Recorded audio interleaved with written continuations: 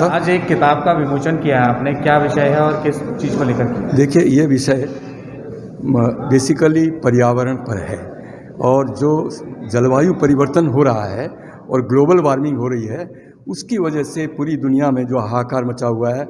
आप लोग देख रहे हैं कितने हादसे हो रहे हैं, अनावृष्टि हो रही है और बादल फट के भी हो रहा है, बाढ़ है, सूखा है। ये सब जो है हम पूरी मानव जाति को आज प्रभावित कर रहे हैं और इसके ऊपर पेरिस एग्रीमेंट हुआ था 2015 में, लेकिन आज भी अभी 13 नवंबर को जो COP हुई पेरिस एग्रीमेंट के अंतर्गत, उसमें भी आम सहमति देशों की नहीं बन पाई है। उसमें 200 देशों ने भाग लिया, लेकिन अभी तक भी कई चीज़ों पे आम सहमति नहीं बनी है। जबकि ये जो जलवायु परिवर्तन है यानी क्लाइमेट चेंज, ये इसकी विभीषिका दिन ब दिन बढ़ती जा रही है। आप और हम देखते पा रहे हैं आज भी हमारे देश में किस प्रकार से इन प्राकृतिक आपदाओं से जान माल की हानि हो रही है। इसके ऊपर ये पुस्तक लिखी गई है और इसमें विस्तार से बताया गया है कि किस तरह से प्राकृतिक संसाधनों के दोहन की वजह से ये नुकसान हुआ और ये कैसे ज़रूरी है कि इसको कम किया जाए। जो कार्बन उत्सर्जन हो रहा है, उस कार्बन उत्सर्जन से जो हमारी पृथ्वी को नुकसान हो रहा है, जिसको हम ग्रीन हाउस गैसेज रहते हैं, और इसके अलावा जो ये पेट्रोल डीजल जिसको हम फोसिल फ्यूल कहते हैं, ये इनकी वजह से और इसी वाहनों में जो यूज़ हो रहा है, इसकी वजह से भी बहुत नुकसान पहुंच रहा है। इसका कुछ उपाय अगर नहीं करेंगे तो ये कॉल फॉर एक्शन का मतलब है कि हम ये कह रहे हैं कि इस पर त्वरित कार्रवाई की जाए, शीघ्र कार्रवाई की जाए, अन्यथा इसके बहुत भयावह परिणाम हो सकते हैं। इसी विषय पर लिखा गया। आप एक CA हैं और आपके अंदर ये मतलब कैसे, मतलब ये देश के प्रति, पर्यावरण के प्रति आपके अंदर उत्तेजना कैसे है? देखिए, ये पर्यावरण का जो विषय है, ये मेरे लिए एक मिशन की तरह से है। मैं इसमें शुरू से ही इसके प्रति मेरा लगाव रहा है कि पर्यावरण में सुधार आना चाहिए और मैं नोएडा लोकमंच के माध्यम से एक्टिविस्ट भी हूँ, इस दिशा में काम भी कर रहा हूँ, खाली किताब ही नहीं लिख रहा।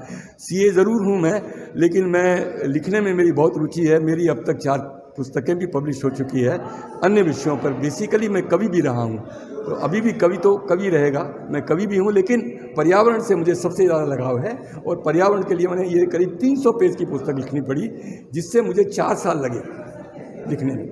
जी, इसका हिंदी वर्जन कब तक? हिंदी का वर्जन इसका मैं समझता हूँ 3 से 4 महीने में, क्योंकि इसमें क्या होता है, जो अनुवादक होता है वो समय लेता है। उसके बाद आप तो जानते हैं कि एडिटिंग होती है, विस्तृत संपादन होता है, उसमें समय लगता है। 4 से 6 महीने मेरे ख्याल से इसके हिंदी अनुवाद आने में लग जाएंगे।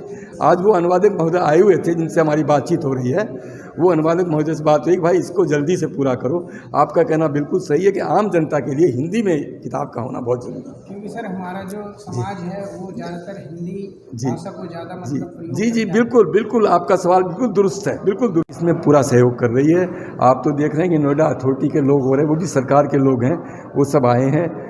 पहले भी मिश्रा जी ACEO हैं, जब वो आए हैं तो इसका मतलब उनका बहुत इंटरेस्ट है। उन्होंने बहुत बातें इस किताब के बारे में जिस तरह से कही, ऐसा लगता है कि उन्होंने किताब को पूरे गौर से पढ़ा है, तो इससे लगता है। इसके अलावा कि हमारे मोदी जी अभी थोड़े दिन पहले ही इससे COP26 जो है ग्लासगो स्कॉटलैंड में हुई, वहाँ से लौटे हैं।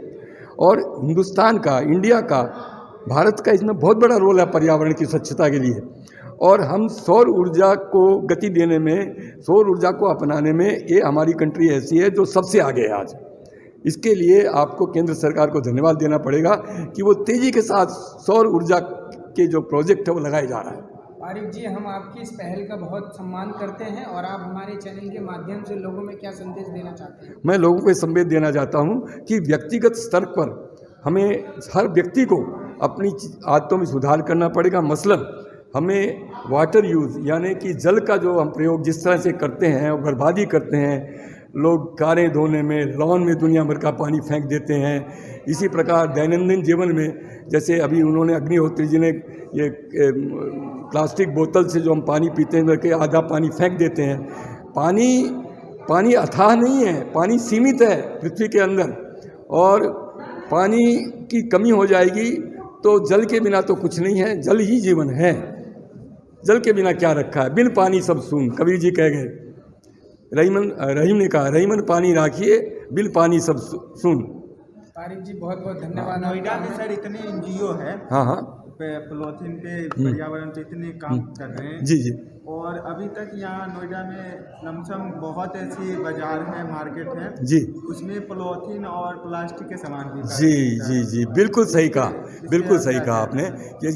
ये जो पॉलीथीन वगैरह के ऊपर में जो बैन लगानी चाहिए, जो प्रोहिबिशन करना चाहिए, बंदिश, वो उसका कहते हैं लेकिन उसका परिपालन नहीं हो पा रहा है। इन्फोर्समेंट जिसको कहते हैं ना, कानून तो बना दिया, पहले आया भी था कि भाई बंद है, कई बार सर कानून लागू हुआ लेकिन उसका पालन नहीं हो रहा है। एग्जैक्टली उसका पालन नहीं हो तो सर ये इधर दुकानों पे जाके चालान काटा जा रहा है, इससे अच्छा ये कंपनी क्यों नहीं बंद किया जा रहा है? करनी चाहिए।